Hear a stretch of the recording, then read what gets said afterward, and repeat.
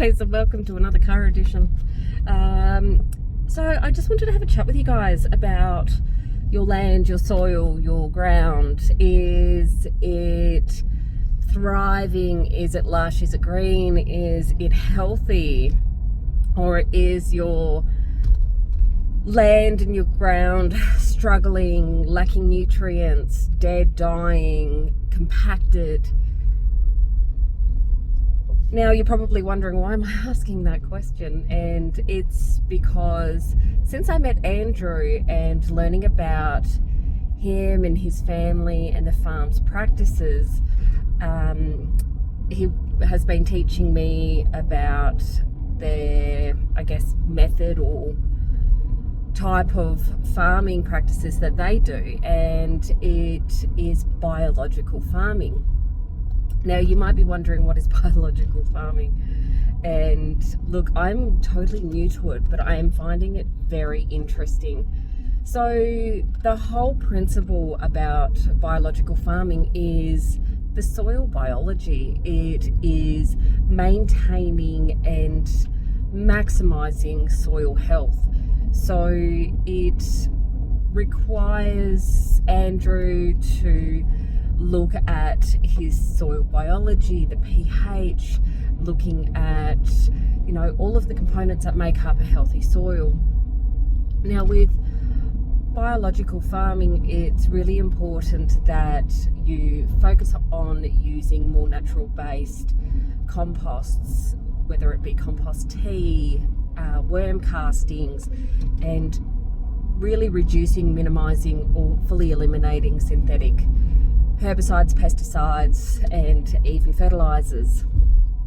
Now, if you think about it, a lot of the herbicides, pesticides, and fertilizers can be very laden with salt. Now, I know if I have a high salt diet, I get dehydrated, I need to drink more, and you don't feel that great.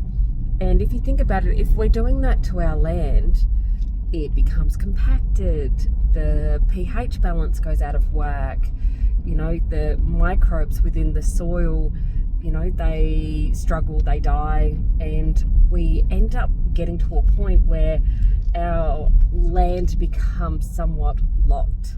Not literally, but it's not able to absorb the water, it's not able to maximize the fungi growth and the needs that the ground wants to be able to produce good pasture, to produce good food. And I really hadn't thought much about the biology of the soil prior to coming out to the farm, and it's such a fascinating topic. So yesterday I was listening to a podcast, and it was about biological farming, and they were talking about the importance of the soil biology and creating a harmonious and something that the ground complements each other, whether it be multi-cropping, so you're boosting the soil's nutrients through what you've been planting, and the actual microbes within the soil and the fungi, which got me thinking. And I went home and I asked Andrew if he had ever considered doing a more liberal spread of mycelium within any of his paddocks.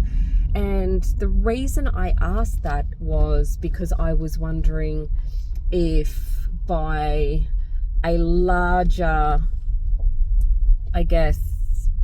introduction of mycelium, will that aid further in soil improvement?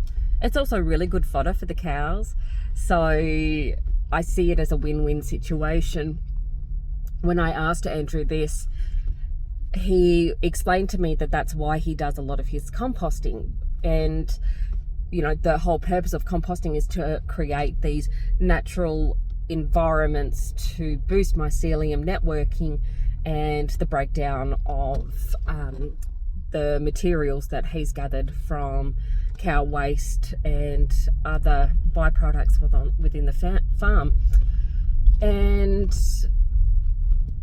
I then asked him if it would even be a financially viable option to spread mycelium in larger quantities over the farm. So that's something that we're having a look into at the moment, because it could be quite beneficial.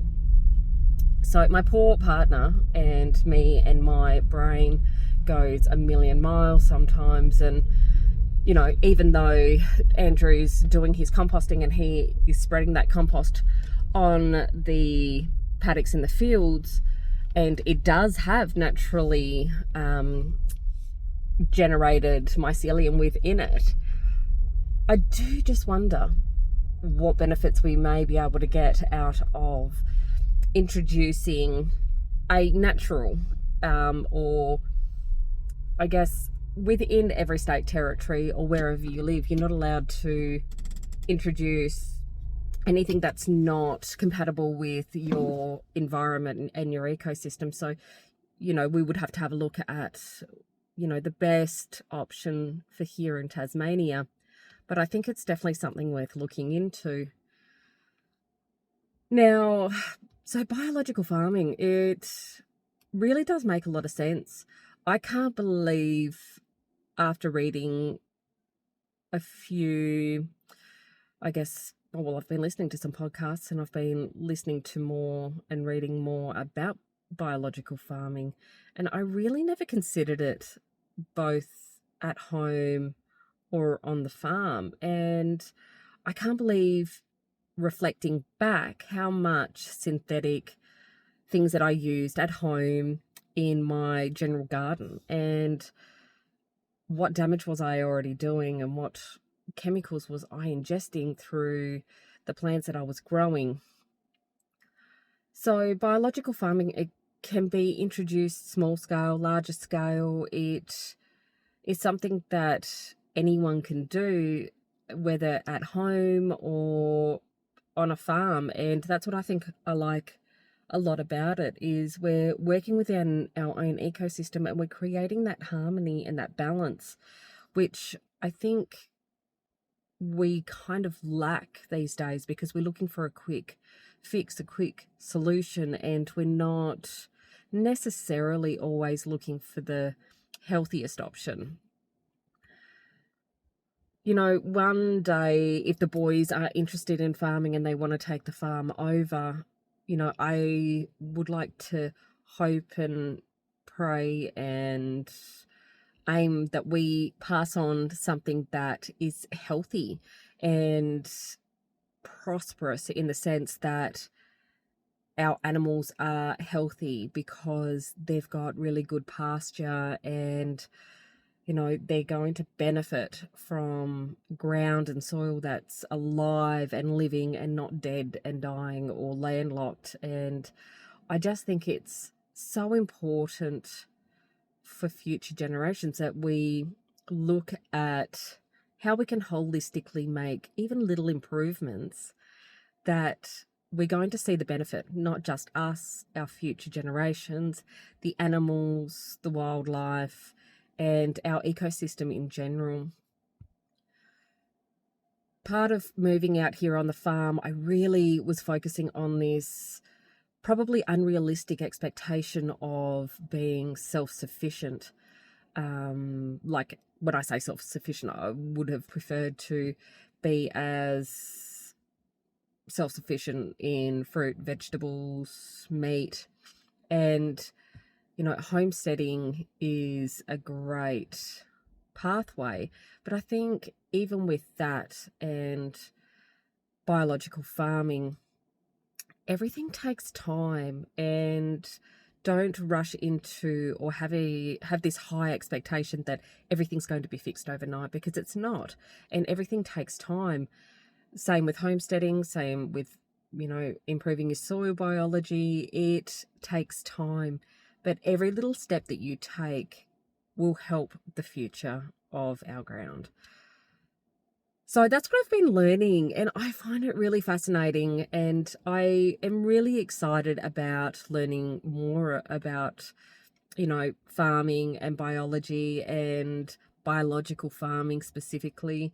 It does focus on, that regeneration and that rejuvenation of the ground. And I just think moving forward, if we can all make a little bit of a difference by taking some of the synthetics out, I think we're going to make a lot of improvement for not only the ground, but the biology, for, the microbes, for the ground in general, as well as what the animals and we are ingesting.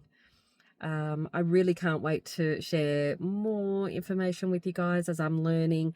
And like I said, I am literally learning about this stuff, and this was just to share with you what I've learned so far. And, I hope you guys find it interesting and possibly, research it a bit more.